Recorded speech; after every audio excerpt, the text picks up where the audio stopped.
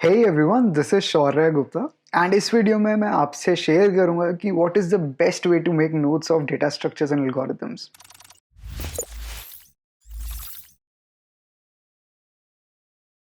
सबसे पहले बात करते हैं डेटा स्ट्रक्चर्स के लिए। डेटा स्ट्रक्चर्स में ये बहुत इंपॉर्टेंट है कि आप हर डेटा स्ट्रक्चर को विजुअलाइज कर पा रहे हो। तो ऑब्वियसली सबसे पहले स्टेप यही है कि आप डेटा स्ट्रक्चर्स के डायग्राम्स बना लो। नेक्स्ट स्टेप है to find the real world analogy to the data structure. यह आपको हेल्प करेगा उस डेटा स्ट्रक्चर को इंट्यूटिवली समझने में। द रियल वर्ल्ड सिनेरियो से आप रिलेट करके देखना हर डेटा स्ट्रक्चर को। जैसे कि हम जानते हैं कि हर डेटा स्ट्रक्चर का अलग अलग तरीके से डेटा को स्टोर करने का एक तरीका होता है, एक तरीके के लिए वो बना है। Importantly, differences among the various data structures lie in the way that each data structure allows the access of data.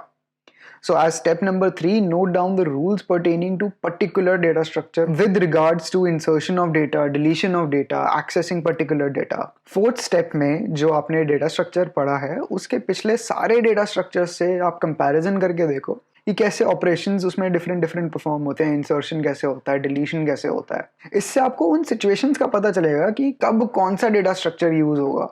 और तो और आप हर डेटा स्ट्रक्चर के एडवांटेज डिसएडवांटेज के बारे में भी आपको क्लियर अंडरस्टैंडिंग मिलेगी। एंड लास्ट स्टेप में डेटा स्ट्रक्चर के एप्लीकेशंस को आप नोट डाउन करना। अब बात करते हैं एल्गोरिथम्स के बारे में। जस्ट लाइक डेटा स्ट्रक्चर्स, हर एल्गोरिथम भी अलग अलग टास्क के लिए डिजाइन करा जाता है, राइट। सबसे पहले ये नोट डाउन करना कि ये एल्गो जो है करता क्या है, एंड उसके बाद ये देखो कि एल्गोरिथम क्या डेटा इनपुट लेता है और किस किस डेटा स्ट्रक्चर की हेल्प लेता है इनपुट लेने के लिए। हर एल्गोरिथम किसी ना किसी डेटा स्ट्रक्चर का यूज करके काफी एफिशिएंट हो सकता है।